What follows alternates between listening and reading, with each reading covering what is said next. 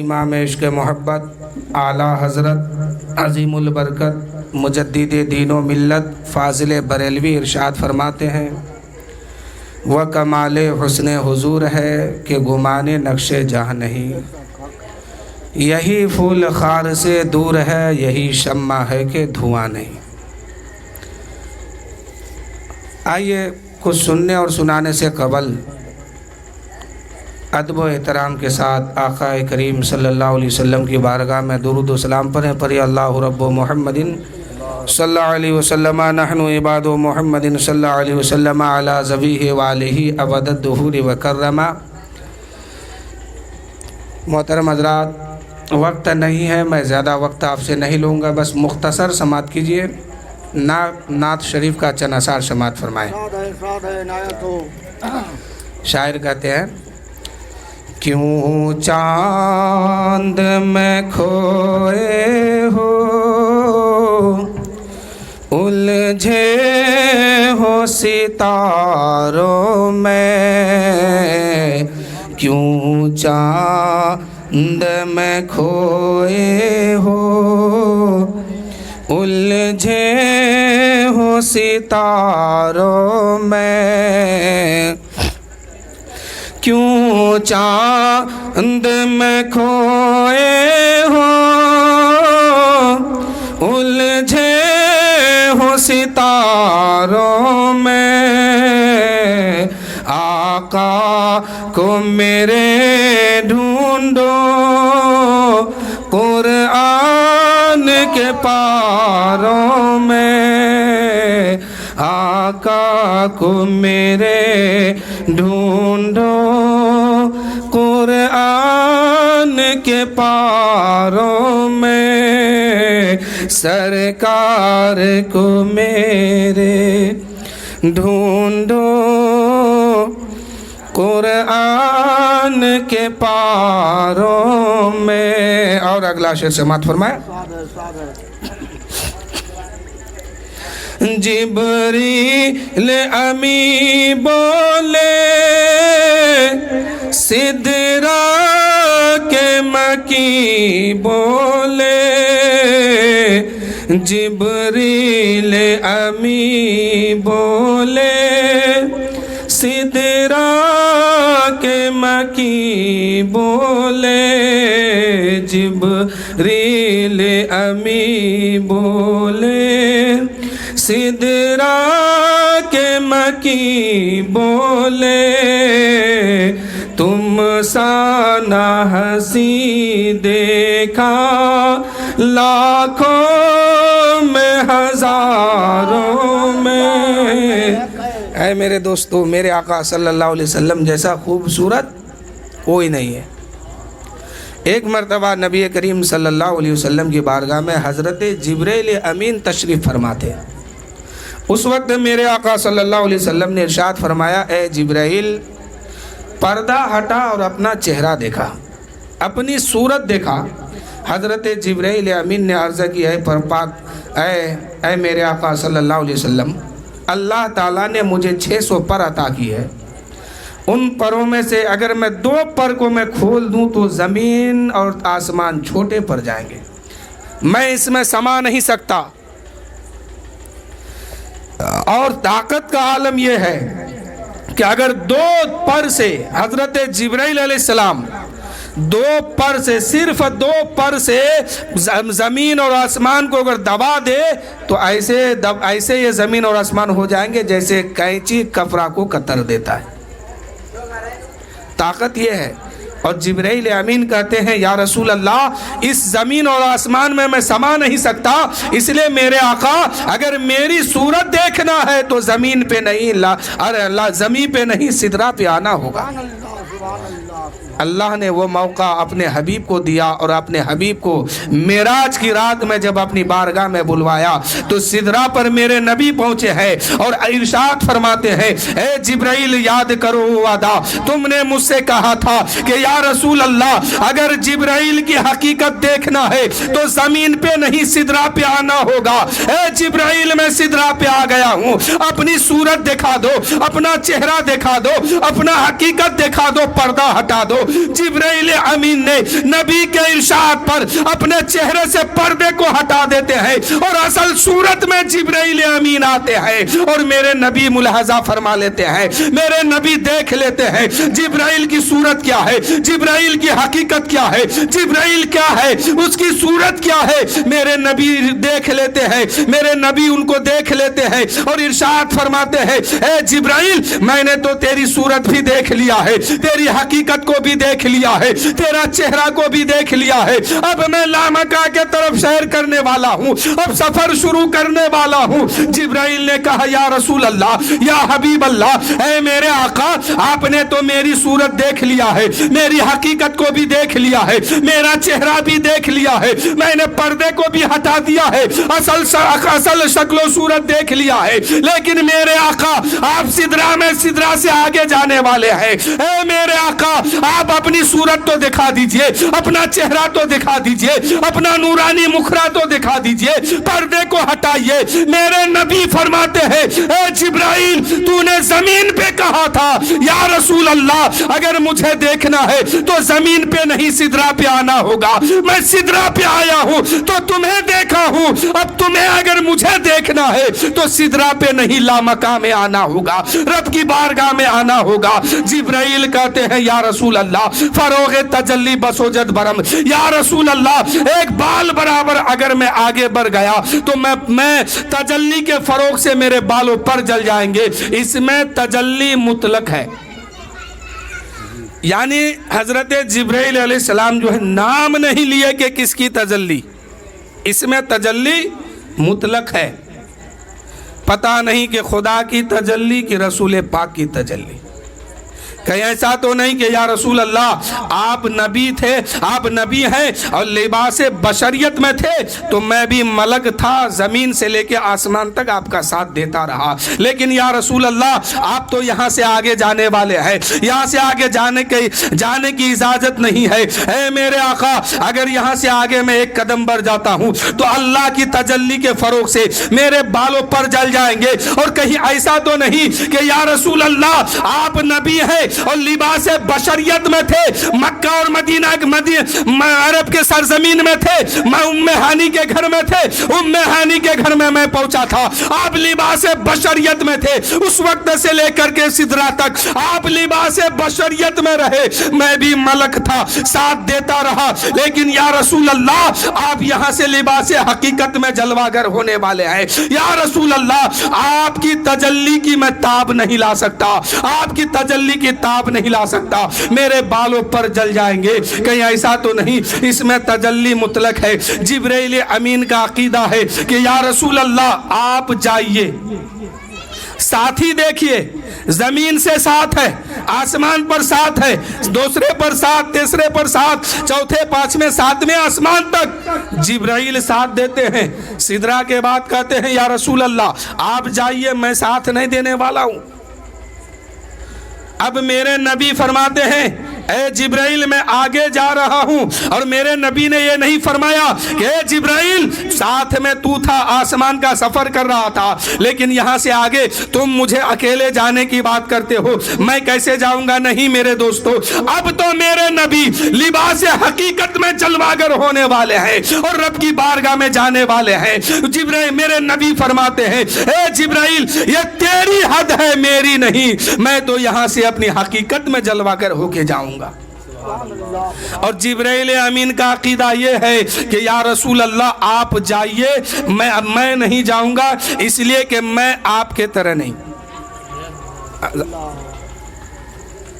हजरत जिब्राइल अलैहिस्सलाम कहते हैं कि या रसूल अल्लाह आप जाइए, मैं आपके तरह नहीं, और आपको मैं रोकूंगा भी नहीं, इसलिए कि आप मेरे तरह नहीं हैं। ये जिब्राइल की हद है कि सिदरा पे रुक रहे हैं और मेरे नबी आगे बढ़ रहे हैं। जिब्राइल कहते हैं, या रसूल अल्लाह आप जाइए, आपको मैं रोकूंगा भी नहीं और मैं आपके साथ नहीं जाऊंगा, इसलिए कि मैं आपके तरह नहीं। तो जिब्राइल का अकीदा समझ गए। अब शायर कहते हैं,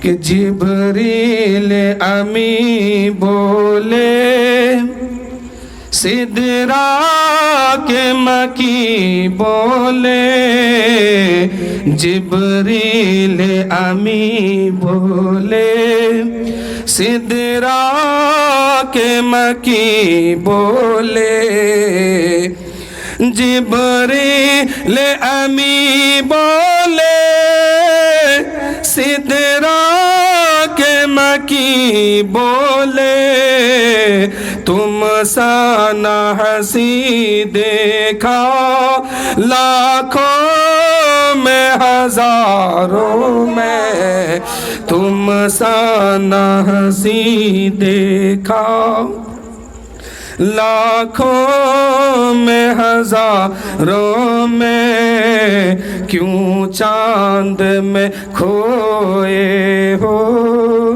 الجھے ہو ستاروں میں سرکار کو میرے ڈھونڈو قرآن کے پاروں میں۔ اور اگلا شعر ملاحظہ فرمائیں، اے کاش کبوتر ہی ہم بن کے رہے ہوتے، اے کاش کبوتر ہی ہم بن کے رہے ہوتے، اے کاش کبوتر ہی ہم بن کے رہے ہوتے، اس گنبد خضرا کے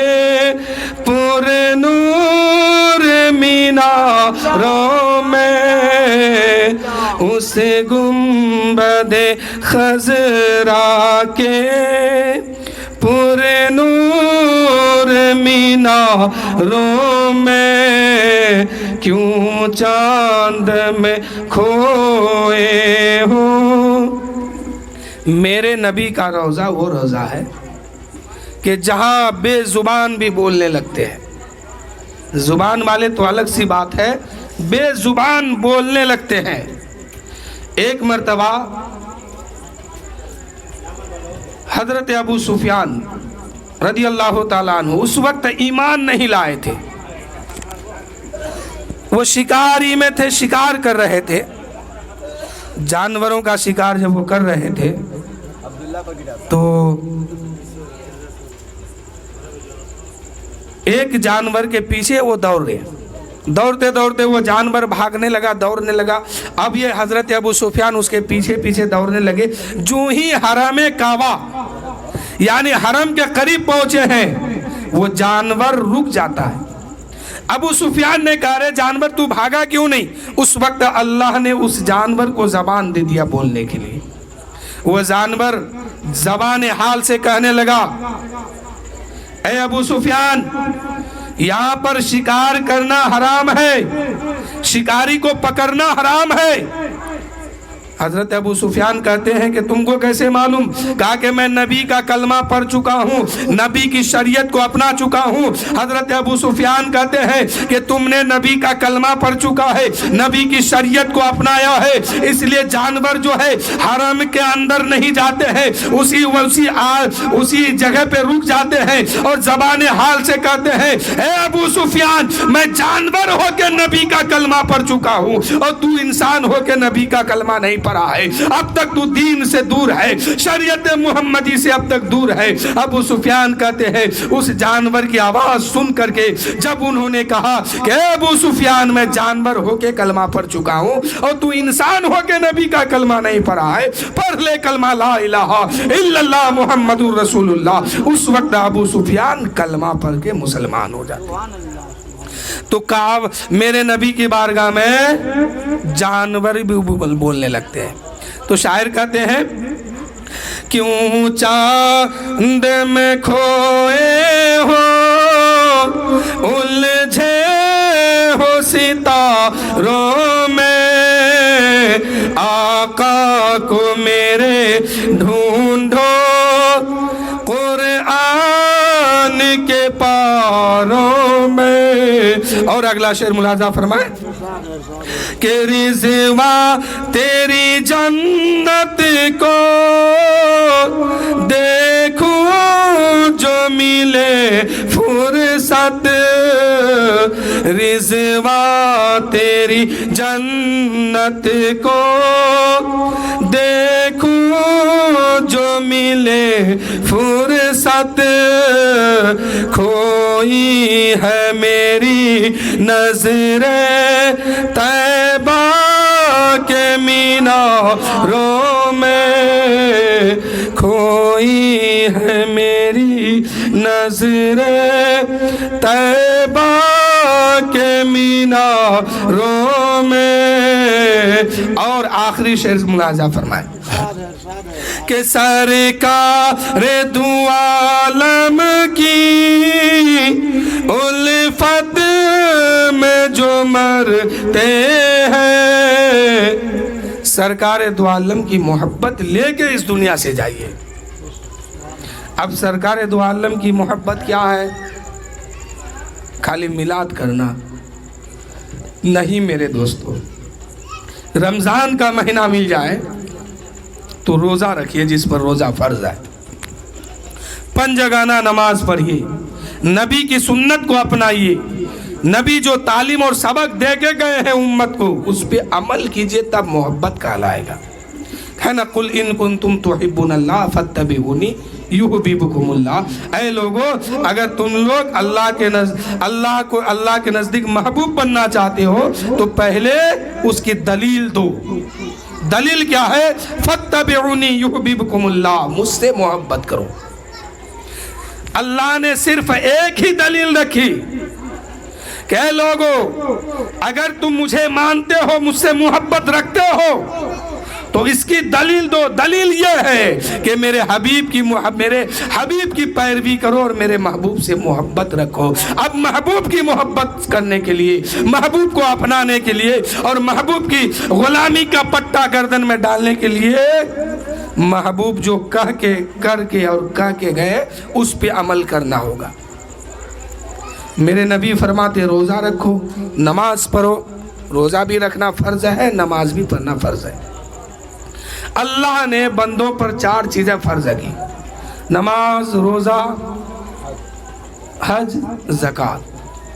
ان میں سے اگر ایک انسان چاروں رکھنے کی طاقت ہے اس کے اندر، چاروں ادا کرنے کی طاقت ہے اور 3 کر رہا ہے، ایک چھوڑ دیا ہے، تو یہ چاروں کے چاروں بیکار ہو گیا۔ مثال کے طور پر انسان چل رہا ہے، کھا رہا ہے، پی رہا ہے، گھوم رہا ہے، سب کچھ کرتا ہے، رمضان کا مہینہ آیا، بیماری کا بہانہ بنا لیا۔ رمضان کا مہینہ آیا، روزہ سے دور ہو گیا اور روزہ نہیں رکھا، کہا کہ ہم بیمار ہیں۔ تو میرے دوستو، اگر روزہ رکھنے کی صلاحیت آپ کے اندر ہے اور بہانہ بنا لیتے ہیں کہ ہم بیمار ہیں، تو اس بیماری کا بہانہ آپ کے زکوٰۃ کو بھی برباد کر دے گے، اور یہ بیماری جو ہے آپ کی نماز کو بھی تباہ و برباد کر سکتی ہے۔ اس لیے میرے دوستو، بہانہ مت بنائیے۔ اگر رمضان کا مہینہ مل جائے اور روزہ فرض ہو جائے، چل پھر رہے ہیں صحیح سلامت جسم ہے تو روزہ رکھیے۔ اگر بیماری کا بہانہ بنائیں گے، آپ کا زکوٰۃ بھی بیکار ہو جائے گا، آپ کا حج بھی بیکار ہو جائے گا، آپ کی نماز، آپ کی سجدہ بھی بیکار ہو جائے گا۔ نماز کو اگر بچانا چاہتے ہو، زکوٰۃ کو بچانا چاہتے ہو، تو جو رمضان کا مہینہ ملا ہے، روزہ فرض کیا گیا، اس پہ عمل کرو اور روزہ رکھو۔ اب روزہ کیا ہے؟ ابھی چند دن پہلے ہم سب کے بیچ میں رمضان شریف کا مہینہ تھا۔ ہم دیکھتے تھے بہت سارے لوگ کھاتے پیتے ہیں، صحت بھی اللہ نے دیا، زندگی بھی دی، جوانی بھی دیا، سب کچھ ساتھ میں ہے، لیکن پھر بھی رمضان میں روزہ نہیں رکھتے، کھاتے پیتے، گھومتے پھرتے، عیش کی زندگی گزار دیتے ہیں۔ تو میرے دوستو، روزہ کیا ہے اس کو سمجھیے۔ ایک روزہ کا کفارہ آپ کو تو ادا کرنا ہی ہے، ہر ایک روزہ کے بدلے میں 60 روزہ رکھیے یا 60 مسکینوں کو 2 ٹائم کھانا کھلائیے۔ لیکن روزہ کیا ہے؟ اللہ تعالیٰ نے حضرت آدم اور حضرت حوا کو جنت میں رکھا اور ارشاد فرمایا، اے آدم جنت میں رہو، کھاؤ پیو، گھومو پھرو، مگر ایک درخت کے قریب مت جانا، اس کا پھل مت کھانا۔ حضرت آدم علیہ السلام بڑی پابندی کے ساتھ اس پہ عمل کرتے تھے، لیکن ادھر شیطان نے عداوت کا جال بچھایا، دشمنی کی جال بچھائی، اور شیطان اس میں کافی حد تک کامیاب ہو گیا۔ حضرت آدم علیہ السلام کو بہکایا۔ حضرت آدم علیہ السلام سے ایک بھول ہو گئی، شیطان نے بہکایا، حضرت آدم علیہ السلام سے ایک بھول ہو گئی، اور بھول میں بھول ہوتے حضرت آدم علیہ السلام جو ہے وہ گندم کا دانہ کھا لیے۔ اب دانہ کھائے تو اللہ نے فرمایا اے آدم اب جنت میں نہیں رہنا ہے، زمین پہ جاؤ۔ حضرت آدم علیہ نبی علیہ الصلاۃ والتسلیم جنت سے زمین پہ آئے۔ اب زمین پہ آئے تو جنت میں گرمی نہیں ہے، جنت میں دھوپ نہیں ہے۔ آدم علیہ السلام زمین پہ آئے، دھوپ بھی ہے، گرمی بھی ہے، اور سورج بھی ہے، تو حضرت آدم علیہ السلام کا جسم جو ہے کالا پڑنے لگا۔ علماء کرام فرماتے ہیں کہ حضرت آدم علیہ نبی علیہ الصلاۃ والسلام مارے شرم کے 300 سال تک آسمان کے 300 سال تک روتے رہے، اور 100 سال تک آسمان کے طرف نگاہ اٹھا کے نہیں دیکھے۔ ایک دن اللہ نے فرمایا اے آدم 30 روزہ رکھو، 30 دن بھوکے اور پیاسے رہو، اور شام کو افطاری کرو۔ حضرت آدم علیہ نبی علیہ الصلاۃ والتسلیم نے عرض کی اے پاک پروردگار یہ 30 دن بھوکا رہنے کا مطلب کیا ہے، یہ روزے کا مطلب کیا ہے؟ اللہ نے فرمایا اے آدم تم نے جو گندم کا دانہ جنت میں کھایا ہے اس کا اثر تمہارے معدے میں 30 دن رہے گا، تم 30 دن روزہ رکھو گے اس کا اثر ختم ہو جائے گا۔ تو آج جو ہم سب پر اللہ نے روزہ فرض کیا وہ آدم علیہ السلام کی سنت کو زندہ بھی رکھا، اور آدم علیہ السلام کے طریقے کو زندہ رکھا، اور امت محمدیہ پہ روزہ فرض کیا۔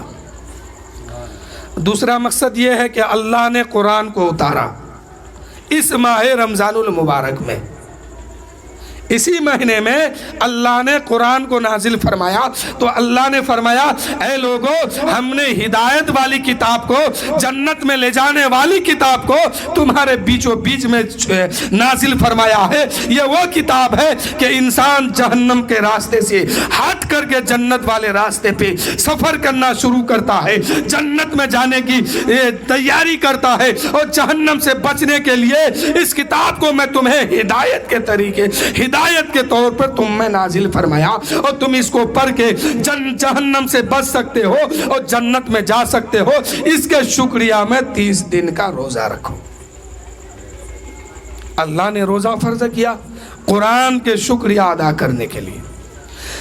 کچھ علماء کرام فرماتے ہیں، علماء کرام بھی فرماتے ہیں کہ ایک طریقہ اور بھی ہے کہ اللہ کے رسول صلی اللہ علیہ وسلم اپنے گھر میں کچھ توسا بنواتے اور غار حرا میں جاتے تھے، اور دن بھر بھوکے اور پیاسے رہتے تھے، رات میں قیام کرتے تھے، یعنی کھڑے رہتے تھے۔ اللہ نے اپنے محبوب کی اس ادا کو اتنا پسند فرمایا کہ ان کی امت پر فرض کر دیا کہ اے لوگو میرے محبوب غار حرا میں دن بھر بھوکے رہتے تھے، اب تم پر میں روزہ فرض کرتا ہوں، تم بھی بھوکے رہو۔ تو یہ آدم علیہ السلام کی بھی سنت ہے، قرآن کو نازل کیا اللہ نے، اس کے شکریہ میں ہم پر روزہ فرض کیا گیا، ہم روزہ رکھتے ہیں۔ اور اللہ کے نبی صلی اللہ علیہ وسلم غار حرا میں گئے اور بھوکے اور پیاسے رہے اور رات میں قیام کیے، تو اللہ نے فرمایا تم دین میں بھوکے رہو، رات میں قیام کرو، یعنی تراویح پڑھو۔ ایک مرتبہ حضرت جبرائیل علیہ السلام حضور صلی اللہ علیہ وسلم کی بارگاہ میں تشریف فرما تھے، کہیں سے حضرت علی تشریف لائے، تو آقا کریم نے فرمایا اے علی میرے پاس اس وقت جبرائیل بیٹھے ہیں، تمہیں سلام کرتے ہیں۔ حضرت علی نے کہا یا رسول اللہ صلی اللہ علیہ وسلم آپ پر بھی سلام ہو اور جبرائیل پر بھی سلام ہو۔ اللہ کے نبی نے فرمایا اے علی جبرائیل تم سے کچھ کہنا چاہتے ہیں، جبرائیل تم سے کچھ کہنا چاہتے ہیں۔ حضرت علی عرض کرتے ہیں یا رسول اللہ فرمایا جائے، میرے آقا کہا جائے، میں سننے کے لیے تیار ہوں۔ حضرت جبرائیل کہتے ہیں میرے نبی فرماتے ہیں اے علی جبرائیل تم سے کہتے ہیں کہ ہر ماہ کے 3 روزہ رکھو 13 14 15 حضرت علی نے عرض کی یا رسول اللہ اس سے فائدہ کیا ہوگا تو میرے نبی فرماتے ہیں کہ 13 14 15 کی روزہ رکھو گے پہلے روزہ میں اللہ تعالیٰ تم کو 10,000 نیکی عطا فرمائے گا دوسرے روزے کے بدلے میں اللہ تعالیٰ تمہیں 30,000 نیکی عطا فرمائے گا اور تیسرے روزے کے بدلے میں اللہ تعالیٰ تمہیں 1,00,000 نیکی عطا فرمائے گا کتنے نیکی 1,00,000 نیکی اب یہ 3 روزے ہر ماہ کے 13 14 15 کو جو آیا ہے اس کو رکھنے کا جو حکم ہے اس کا پس منظر کیا ہے وہ سنیے حضرت آدم علیہ نبی علیہ الصلوۃ والتسلیم جب زمین پر تشریف لائے اوپر سے دھوپ گرمی کا موسم گرمی الگ دھوپ الگ سورج الگ ستا رہی ہے جیسے ہم لوگ آپ لوگ دیکھتے ہیں کہ ہمارے ہی سماج میں کوئی اگر باہر کمانے جاتے ہیں کچھ دن کے بعد واپس لوٹتے ہیں تو دھوپ کی وجہ سے ان کا جسم کیا ہوتا ہے کالا پن کے طرف مائل ہو جاتا ہے حضرت آدم علیہ نبی علیہ الصلوۃ والسلام جنت میں رہتے تھے وہاں تو دھوپ دیکھی نہیں تھی گرمی دیکھی نہیں ہے سورج دیکھا نہیں ہے آرام کی زندگی تھی اب زمین پہ آئے ہیں دھوپ پڑ رہی ہے سورج نکل رہا ہے حضرت آدم علیہ السلام کا جسم جو ہے کالا پڑنے لگا ایک دن حضرت جبرائیل تشریف لاتے ہیں اور عرض کرتے ہیں اے آدم کیسے ہو آدم علیہ السلام نے فرمایا اے جبرائیل سب ٹھیک ہے لیکن دیکھو نا میرا جسم جو ہے وہ کالا پڑ رہا ہے کالے پن کی طرف مائل ہو رہا ہے تو آدم علیہ السلام نے فرمایا کہ میرا جسم جو ہے وہ کالے پن کے طرف مائل ہو رہا ہے تو حضرت جبرائیل کہتے ہیں کیا چاہتے ہو اس سے نجات یا نہیں تو حضرت آدم کہنے لگے اے جبرائیل میں اس سے نجات چاہتا ہوں تو جبرائیل نے کہا کہ ہر ماہ کے 3 روزے ہر ماہ میں 3 روزہ رکھا کرو 13 14 15 حضرت آدم کہتے ہیں اس سے کیا فائدہ ہوگا حضرت جبرائیل کہتے ہیں اے آدم آپ کا جسم کالا پن ہے آپ کا جسم جو ہے وہ کالے پن کے طرف مائل ہو گیا ہے آپ 13 کو روزہ رکھیں گے 14 کو روزہ رکھیں گے 15 کو روزہ رکھیں گے اس 3 روزے کی برکت سے اللہ تعالیٰ آپ کے جسم کو پہلے ہی جیسا عطا فرما دے سبحان اللہ سبحان اللہ پہلے جیسے تھے ویسے ہی تمہیں عطا فرما دے گا حضرت آدم علیہ نبی علیہ الصلوۃ والسلام پہلا روزہ رکھتے ہیں یعنی 13ویں کے روزہ رکھتے ہیں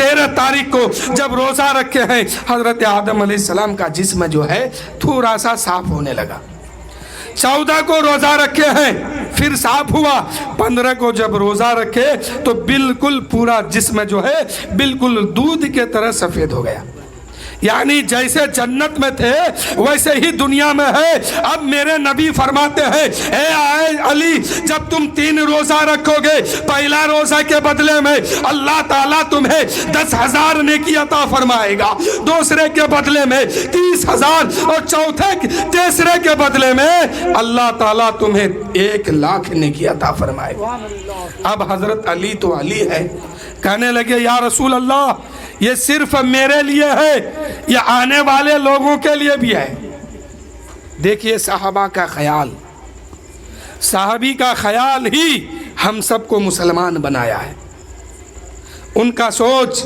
ان کی فکر اس طرح تھی وہ ہمیشہ سوچتے تھے کہ جتنا جلد ہو سکے دین کا کام کیا جائے کہیں ایسا نہ ہو کہ کوئی انسان مر جائے اور جہنم میں پہنچ جائے حضرت علی کی فکر دیکھیے سوچ دیکھیے صحابہ کا کہتے ہیں یا رسول اللہ یہ ثواب صرف میرے لیے ہے یا اور لوگوں کے لیے ہے میرے نبی فرماتے ہیں اے علی قیامت تک جو بھی مسلمان یہ 3 روزے رکھیں گے سب کو اتنا ہی ثواب ملے گا سبحان اللہ اتنی ہی نیکی ملے گی جتنا کہ حضرت علی کو ملا ہے تو ہر ماہ کے کون روزہ ہے ایام 20 یعنی 13 14 15 کا روزہ یہ 3 روزے میں بہت ثواب ہے بہت نیکی ہے اب اللہ تعالیٰ ارشاد فرماتا ہے کہ میرا بندہ جب روزہ رکھتا ہے، جیسے ہی رمضان کا چاند نظر آیا، اس وقت سے لے کر کے آخری رمضان تک اللہ فرماتا ہے کہ جب بندہ روزہ رکھتا ہے، افطار کے لیے بندہ بیٹھتا ہے، تو ایک روایت میں ہے، ایک حدیث میں ہے کہ 60,000 ان لوگوں کو جو اپنے کرتوت، اپنے اعمال کے بنیاد پر جس پر جہنم واجب ہو چکی ہے، جس پر جہنم کی سزا واجب ہو چکی ہے، ایسے 60,000 لوگوں کو رمضان کے مہینے میں افطار کے وقت اللہ تعالی جہنم سے آزادی کا پروانہ دیتا ہے۔ سبحان اللہ سبحان اللہ۔ کن لوگوں کو؟ روزے داروں کو نہیں، جو اپنے کردار کے بنیاد پر، عمل کے بنیاد پر غلط کام کیا ہے، ایسے لوگ جب جہنم جس پر واجب ہو چکا ہے، ایسے لوگوں کو 60,000 لوگوں کو ایک رمضان کے دن بخشا جاتا ہے افطار کے وقت۔ اور ایک حدیث میں ہے کہ 10 لاکھ ہر روز 10 لاکھ جہنمیوں کو جہنم سے آزاد کیا جاتا ہے۔ اور جب جمعہ کا دن آتا ہے تو جمعہ کے دن ہر ساعت میں، ہر لمحہ میں 10 لاکھ جہنمیوں کو جہنم سے آزاد کیا جاتا ہے۔ اور آخری رات جب آتی ہے، آخری افطار جب آتا ہے، اس وقت جتنے لوگ رمضان میں بخشے گئے ہیں اتنے کے برابر آخری افطار کے وقت اللہ تعالیٰ جہنمیوں کو جہنم سے آزادی کا پروانہ دیتا ہے۔ اور جب چاند رات جس کو کہتے ہیں، عید الفطر کی رات، یعنی چاند نکلتا ہے، اللہ تعالیٰ آسمانی دنیا میں اعلان فرماتا ہے، اس رات کو کیا کہتے ہیں؟ یوم الجزا، یعنی اجرت پانے والی رات۔ محنت اور جو مشقت اور جو محنت کیے رمضان کے مہینے میں، تراویح پڑھے ہیں، روزہ رکھے ہیں، زکوٰۃ دیے ہیں، فطرہ دیے ہیں، یعنی اس مہینے میں جو بھی کام کیے ہیں، اللہ تعالیٰ آسمانی دنیا میں اعلان فرماتا ہے، اے فرشتوں جمع ہو جاؤ، اے فرشتوں بتاؤ اس مزدور کے بارے میں کیا کہتے ہو، جو مزدور 1 ماہ تک محنت کیا ہے، 1 ماہ تک کام کیا ہے، کیا اس کو عید کی نماز پڑھنے سے پہلے، عید کی نماز ادا کرنے سے پہلے اس کی مزدوری نہ دے دی جائے؟ فرشتے عرض کرتے ہیں، اے پاک پروردگار، عید الفطر کی نماز ادا کرنے سے پہلے اس کی محنتانہ، اس کی اجرت اس کو دے دیا جائے۔ اللہ تعالیٰ اس رمضان، اس روزے دار کو، یعنی جو سچے دل سے روزہ رکھا ہے، اللہ تعالیٰ چاند رات کی رات اعلان فرماتا ہے، اے فرشتوں گواہ رہنا، اس روزے دار کو میں نے آج کی رات بخش دیا ہے، ان کی خطا معاف کر دیا ہے۔ میرے دوستو، اللہ فرماتا ہے، اے لوگوں، روزہ جو بندہ رکھتا ہے وہ صرف اور صرف میرے لیے۔ کس کے لیے؟ اللہ کے لیے۔ یعنی ایک انسان نماز پڑھتا ہے نا، اللہ فرماتا ہے، اے فرشتوں، یہ اس نیت کے ساتھ، اس خیال کے ساتھ نماز پڑھنے آیا ہے، اس کو اتنی نیکی دے دو، اتنا ثواب لکھ دو۔ یعنی انسان جو بھی کرتا ہے سب کوئی دیکھتا ہے، لیکن بندہ جب روزہ رکھتا ہے تو رب کے سوا کوئی نہیں جانتا ہے۔ سبحان اللہ۔ رب جانتا ہے کیا؟ یا رب کے فضل سے رب کا محبوب جانتے ہیں یا اللہ کا نبی جانتے ہیں؟ میرے دوستو، اللہ فرماتا ہے، یہ انسان زکوٰۃ دیتا ہے تو اس کو اتنا ثواب دو۔ یعنی دینے والے کو معلوم ہے کہ ہم زکوٰۃ دیتے ہیں، لینے والے کو معلوم ہے کہ ہم لے رہے ہیں، زکوٰۃ کا مال ہے۔ لیکن میرے دوستو، انسان جب روزہ رکھتا ہے تو کسی کو نہیں پتا ہے کہ یہ انسان روزہ ہے کہ نہیں ہے۔ اے میرے دوستو، رمضان کا مہینہ آتا ہے، ایک انسان روزہ ہے، لیکن اگر وہ چاہے تو گھر میں چھپ کر کے پانی پی سکتا ہے، کھانا کھا سکتا ہے، گھر میں چھپ کے، باتھ روم میں چھپ کے، اور کہیں چھپ کے پانی پی سکتا ہے، لیکن بندہ نہیں پیتا ہے۔ اس لیے نہیں پیتا ہے، وہ جانتا ہے کہ کوئی دیکھے یا نہ دیکھے، میرا رب دیکھتا ہے، کوئی جانے یا نہ جانے، میرا رب جانتا ہے۔ تو میرے دوستو، اللہ فرماتا ہے کہ یہ بندہ روزہ صرف میرے لیے رکھا ہے، اس کا بدلہ، اس کا جزا خود میں دوں گا۔ اب رب دے گا تو کتنا دے گا، اس کا کوئی حساب نہیں ہے۔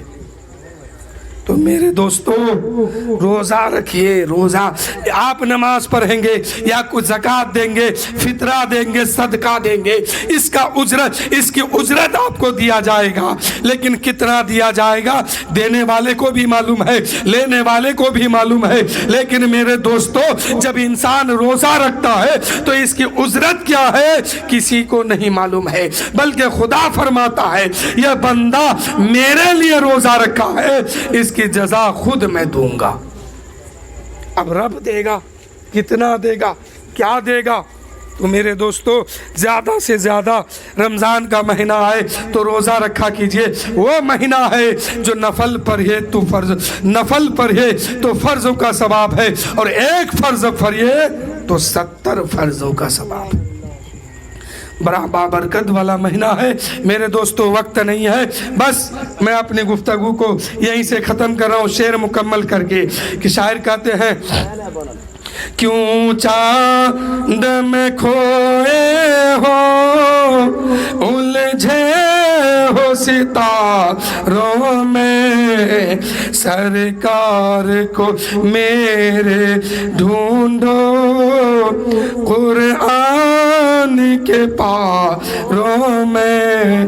اور آخری شعر ملاحظہ فرمائیں کہ سرکار تو عالم کے الفت میں جو مرتے ہیں، اللہ کے وہ بندے زندہ ہے مزاروں میں، اللہ کے وہ بندے زندہ ہے مزاروں میں۔ اللہ تعالیٰ کی بارگاہ میں دعا ہے کہ مولا تعالیٰ ہم سب